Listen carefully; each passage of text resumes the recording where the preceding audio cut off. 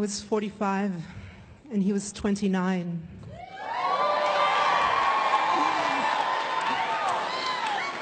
We met in a French medieval village called Bruniquel. And after 4 days of debate, I decided to go out with him. I couldn't resist him. He was the most extraordinary partner I have ever had. He was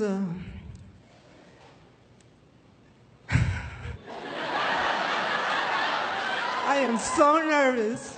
Okay, so let me look at somebody I know here. He was a painter and a sculptor.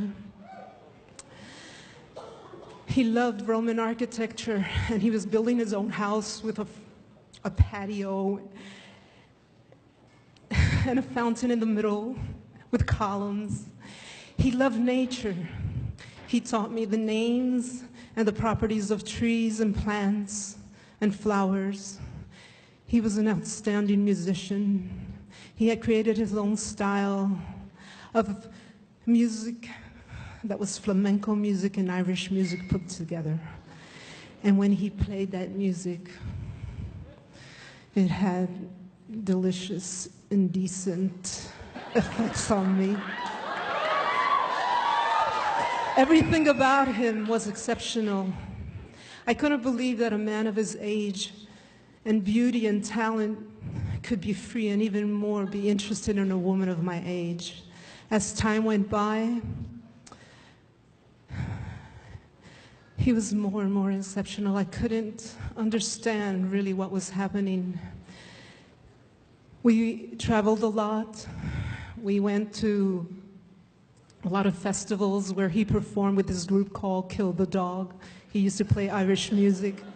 We used to go up and climb in these old churches. He used to have this key ring with old keys that would go into any church, and I'd open, and we'd sneak inside and look at the paintings, and I always wanted to make love in there. And so he started calling me Puerquito. That means little pig in Spanish, because he said that I was defiling all the holy places of France.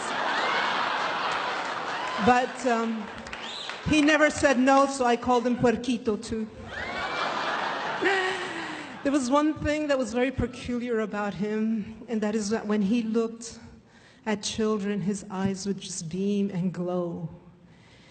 And one day it suddenly dawned on me, and I said, Jean-Michel, do you want to have children? And he said, yes, of course. I would have plugged them into the sun. He just beamed. And at that moment, I just said, oh my God, my heart just stopped. You ever seen Iron Man when he puts on his suit? It was that was my heart. I just barricaded my heart. My heart stopped. I knew that it was the end. At that moment, I knew that it was the end. You see, I had had 2 children of my own. They were already grown up. I loved my freedom and I loved my life. And for nothing in the world was I going to deprive that human being from living the experience of having children. I went home and I cried all night long. And the next day I left him. But it wasn't over. For 3.5 years, Jean-Michel and I would struggle to go our separate ways. We would struggle to talk sense into ourselves. And in his folly, he was ready to give up his dream, and I was ready to give him kids. But we both knew that it just wasn't possible. We could not do this. We shouldn't do this. We shouldn't sacrifice our lives in such a way. So I began bringing girlfriends to our outings in hopes that he would look at them, but he would never look at them. I really didn't know what to do. We couldn't stay away from one another. We'd cry and just didn't know what to do. Our friends didn't understand us, our families even less.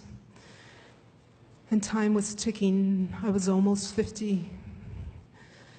And then one day I was sitting in a terrace in Toulouse, drinking, and suddenly she walked by. It was magical, irreasonable. It was powerful. I could feel her essence. She had red hair. She was wearing a velour hat. It was a Victorian hat. It was a little bit crushed soft. She was the most beautiful thing walking on two pair of legs. And I walked up to her and started a conversation with her. She was an author for children's books. And for 4 weeks, I entertained a unique relationship with her until the day that I invited her to come and see and meet my friend, Jean-Michel. When they crossed, when their eyes met, and I saw his smile, I knew that it was good. It was good. It was good. I had arranged for a girlfriend to call me and tell me there was an emergency so that I could leave. He knew. And I hugged him, he hugged me, he wouldn't let me go. He said to me, don't leave me. But I just said, just be free. Make your dreams come true, be free. Even without me, just be free. So I turned around to never return. I walked away. They called me the next day. They called me dozens of times. I changed my phone.